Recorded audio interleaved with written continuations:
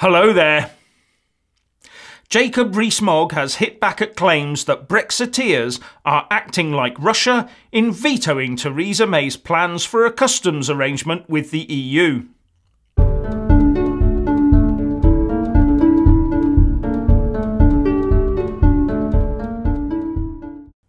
Former Cabinet Minister Justine Greening has accused her fellow Tory MPs, who are also members of the Eurosceptic European Research Group, or ERG, of behaving like Russia by vetoing the PM's customs partnership plans.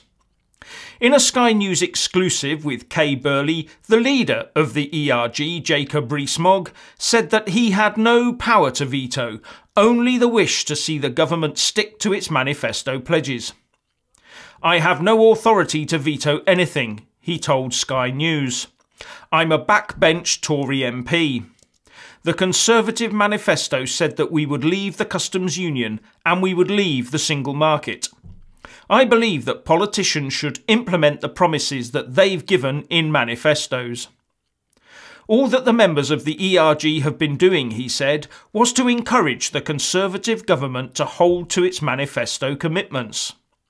So we are very consistent with government policy. We are supporting the government implementing its policy in the face of a lot of opposition from other sources, particularly at the moment the House of Lords," he said. "And I say keep at it. Make sure the likes of Greening do not get their way of keeping the UK within the clutches of the EU." And now some more on the Galileo satellite system shenanigans.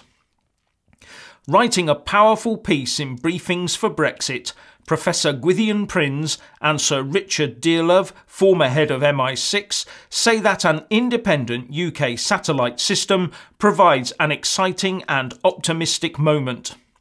As far as they are concerned, all this talk of the UK crashing out of the defence and technological benefits of being part of the Galileo project is total hogwash.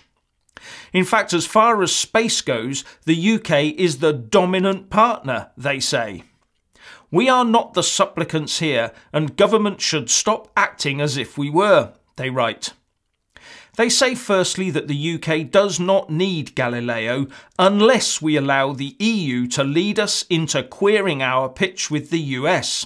In fact, they say, staying in Galileo would lead to that damage in UK-US relations, with the reason being that the EU will only look after its own interests, and that also includes doing whatever damage it can to UK interests in the process.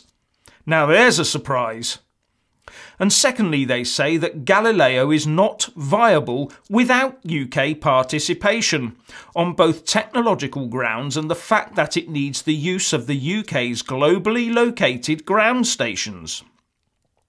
Further, though, the authors say that the UK must understand that there are no compromises to be had with the EU. It is set up that way, and the sooner we come to terms with that, the sooner we can break away and look after our own defence, security and industrial interests. The more you look into the EU, the more you see that they need us more than we need them. Moving on. Some people are wondering, what if last Thursday's local elections had been a general election? Who would now be in power? Would Jeremy Corbyn now be sat in number 10? The first point to note is that these latest elections only took place in England, and the second is that turnout is much lower in local elections than in general elections. Therefore, any guidance that these results give us, as a true snapshot of the mood of the nation, is never going to be that accurate. However, the BBC and Sky News had a go, and they came up with their assessments of what the political landscape would look like had Thursday been a general election. And the two projections come up with different results, albeit the outcomes were both hung parliaments. Bearing in mind that to have a true majority in the House of Commons, a party would need a minimum of 326 seats. At the moment, the Tories have 316 and Labour has 258. Only the deal with the DUP is keeping the Tories head above water at the moment.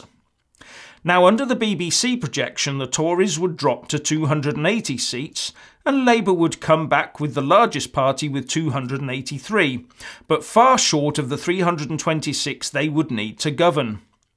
Under the Sky projections, the Tories would still be in the lead, but with a reduced number of seats at 305, with Labour securing 261. So in both cases the Conservatives lose seats and Labour gains seats. But neither could govern without forming a coalition or entering a confidence and supply agreement with another party. And this is where it would get sticky. Both May and Corbyn have said that they will respect the will of the electorate with regard to Brexit.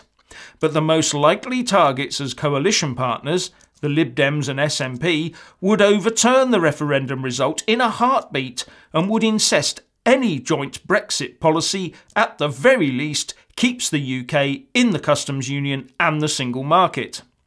Just looking at this would surely stop Theresa May contemplating another general election, even in her wildest running through the wheatfields dreams.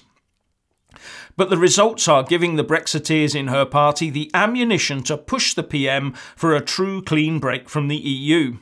Far from the local election wipeout they were expecting, the Tory vote held up in what was, given the political situation, a strong night for the Tories. And as the Telegraph says, with the Labour leader facing questions over whether peak Corbyn has now been and gone, Tory grandees said that Mrs May had a stronger mandate than ever to press ahead with a clean break from the EU. And the Foreign Secretary Boris Johnson tweeted, Jeremy Corbyn has been abandoned in many Leave areas. His pledge to stay in the customs union means he is not trusted to deliver on Brexit. PM's clear Mansion House vision for leaving the single market and customs union a key part of Tory electoral success. Will this give the Brexiteers the confidence to now really push the advantage and get the PM to go for the clean break we need? But are we about to be completely screwed over by the Irish border question in the process? According to The Guardian, officials have been quietly drawing up plans for a border between Northern Ireland and the rest of the UK post-Brexit to ensure there is no hard border in Ireland. Despite the Democratic Unionist Party angrily rejecting any suggestion of a border in the Irish Sea, a leaked paper reveals that officials have been working on a blueprint to be deployed as necessary in the negotiation process, says the paper. The document is actually being drawn up by senior officials in the Northern Ireland executive working on Brexit. Now, not that I'm suspicious or anything, but the UK government could turn around when the report is finished and say, well, if the Northern Ireland executive is happy with this proposal, then so are we. You have to wonder exactly where the idea came from for the Northern Irish to write the terms for their own separation from the rest of the UK, don't you? So, please let us all know what you think by leaving a comment below, but please also don't forget to grab the video link and share it across Facebook, Twitter and by email. Thank you for watching. Please do like and share this video, and also subscribe to my channel. And when subscribing, please do remember to press on the little bell next to the subscribe button. That way you'll get an alert every single time I put up a new video. Thank you very much for watching.